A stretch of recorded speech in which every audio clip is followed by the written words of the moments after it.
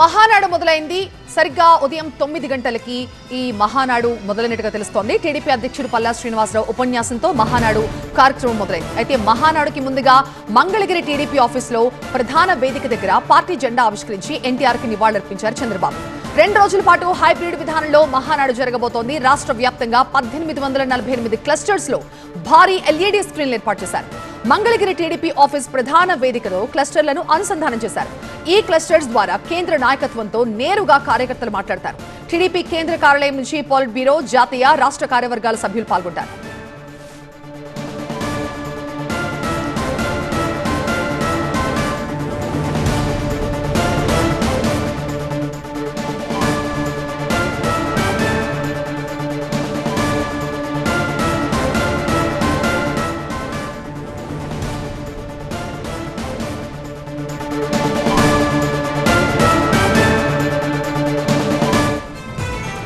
మా associate editor Eshwar ప్రస్తుతం మనకి లైవ్ లో జాయిన్ అవుతున్నారు మరింత సమాచారంతో. ఈశ్వర్, 2 రోజుల పాటు జరగబోతున్న ఈ హైబ్రిడ్ మహానాడులో ఈసారి థీమ్ స్త్రీ శక్తి అని తెలుస్తుంది. ఏంటి స్పెసిఫిక్ గా స్త్రీ శక్తి అనే థీమ్ తీసుకోవడానికి కారణం ఏంటి? సాధారణంగా ఒక్కొక్క మహానాడికి ఒక్కొక్క థీమ్ తీసుకుంటుంటారు. ఈసారి స్త్రీ శక్తి థీమ్ తీసుకోవడం వెనకాల పెద్ద రాజకీయ వ్యూహం కూడా ఉందని మనం అర్థం చేసుకోవాల్సిన నేపథ్యం. ఇటీవల పార్లమెంట్లో మహిళా బిల్లుకు సంబంధించిన పెద్ద ఎత్తున చర్చ జరిగింది. ఆ బిల్లుకి తెలుగుదేశం పార్టీ సంపూర్ణ మద్దతు ప్రకటించింది. అయితే ఆ బిల్లుతో పాటు డీలిమిటేషన్ కూడా ఉండడం, ఆ బిల్లు పాస్ కాకపోవడం, అది పూర్తిగా టెంపరీగా హోల్డ్ అవడంతో దాన్ని పెద్ద ఎత్తున రాజకీయ ప్రచారంలోకి తీసుకెళ్లాలని గతంలోనే భావించింది. ఏకంగా అసెంబ్లీని ఏర్పాటు చేసి అసెంబ్లీలో చర్చించి దానికి సహకరించిన వాళ్ళని బ్లేమ్ చేయాలన్నట్టుగానే తెలుగుదేశం పార్టీ అప్పట్లో కార్యాచరణ కూడా చేసింది. అయితే అప్పట్లో అసెంబ్లీ నిర్వహణ సాధ్యం కాలేదు. అదే సమయంలో మహానాడు లాంటి తెలుగుదేశం పార్టీకి సంబంధించిన కీలకమైన పార్టీ ఆత్మ లాంటి పండుగ కాబట్టి ఇట్లాంటి వేదికలకి సంబంధించి ఆ థీమును తీసుకోవడం ద్వారా మహిళలకి ఎంత ప్రాధాన్యం ఇస్తున్నామో తెలుగుదేశం పార్టీ చెప్పే అంశంగా దాన్ని చూడాల్సిన నేపథ్యం. సాధారణంగా మహిళలకు సంబంధించి తెలుగుదేశం పార్టీ మొదటి నుంచి చాలా విజయాలను చెప్పుకునే నేపథ్యం మనకి గతంలో కనిపించింది. ఎందుకంటే మహిళలకి సమాన హక్కులు కల్పించడంలో కానీ, ఆస్తి హక్కుల్లో మహిళలకు వాటా ఇవ్వడం కానీ, ఇలాంటి అనేక మహిళా సాధికారతకు సంబంధించిన అంశాలను తీసుకోవడం కానీ, డ్వాక్రా లాంటి పథకాలను తీసుకోవడంలో కానీ పెద్ద ఎత్తున ముఖ్యమంత్రి కూడా మహిళా విజయంలో కీలక పాత్ర పోషించినట్టుగా చెప్పే నేపథ్యం కాబట్టి ఈసారి మహిళా ప్రాతినిధ్యానికి ప్రాధాన్యత ఇస్తున్నట్టు, భవిష్యత్తులో మహిళా నాయకత్వానికి టీడీపీ ఎలాంటి ప్రాధాన్యత ఇవ్వబోతుందో చెప్పే సంకేతంగా దీన్ని చూస్తుంది. మరొకవైపు మహానాడు ప్రారంభమైంది. మహానాడు అంటే తెలుగుదేశం పార్టీకి చాలా ప్రతిష్టాత్మకమైన పండుగ. గతంలో 44 సంవత్సరాలుగా పార్టీ అనేక ఆటుపోట్లని, అనేక సవాళ్ళని ఎదుర్కొంది. ఆ సవాళ్ళని ఎదుర్కొన్న ప్రతిసారి తిరిగి తన దిశని సెట్ చేసుకునే వేదిక మహానాడు.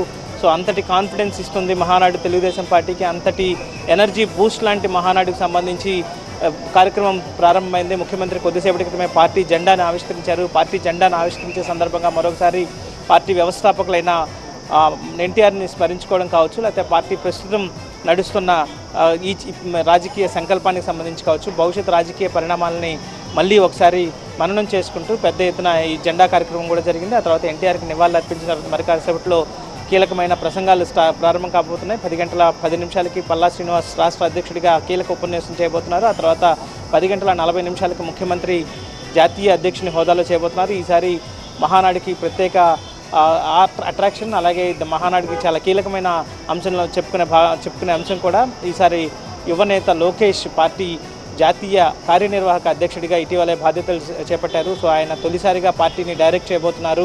ఆయన స్పీచ్ మీదే అందరి అటెన్షన్ ఉండబోతుంది. ఎందుకంటే పార్టీకి ఎలాంటి డైరెక్షన్ ఇవ్వబోతున్నారు, ప్రస్తుతం మిగతా భిన్నమైన రాజకీయ పరిస్థితులు గతంతో పోలిస్తే, ఎందుకంటే అనుభవం వర్సెస్ యువతరానికి బ్లెండ్ చేస్తున్న ఒకవైపు చేయాల్సిన నేపథ్యం, మరొకవైపు అంతర్జాతీయ పరిణామాలు మారుతున్న నేపథ్యంలో ఆ ప్రభావం నేరుగా రాష్ట్రాల మీద కూడా ఉంటుంది. కేవలం ప్రస్తుతం ఈరోజు తెలుగుదేశం పార్టీ హైబ్రిడ్ మోడ్లో మహానాడు జరుపుకుంటుందంటే దానికి కారణం ఎక్కడో మిడిల్ ఈస్ట్లో జరిగిన ఈ ఒక సంక్షోభం వల్ల ఇక్కడ అందరూ కలిసి కూర్చొని చేసుకోలేకుండా హైబ్రిడ్లో చేసుకుంటున్న నేపథ్యం కాబట్టి ఇట్లాంటి అంశాలపైన చాలా కీలకమైన ప్రసంగం ముఖ్యంగా నారా లోకేష్ ఇవ్వబోతున్నారు. సో మొత్తానికి అందరి దృష్టి ముఖ్యమంత్రి అలాగే నారా లోకేష్ ప్రసంగం ఎలా ఉండబోతుందన్న దానిపైన ఉంది. ఈరోజు ప్రతిరోజు ఉదయం 9 నుంచి సాయంత్రం 6 వరకు మహానాడు ఉండబోతుంది. 2 రోజుల కార్యక్రమానికి అన్ని ఏర్పాట్లు పూర్తయి మరి కాసేపట్లోనే లాంఛనంగా ప్రారంభ ఉపన్యాసాలతో కార్యక్రమం ప్రారంభం కాబోతుంది. Right Eshwar, thank you.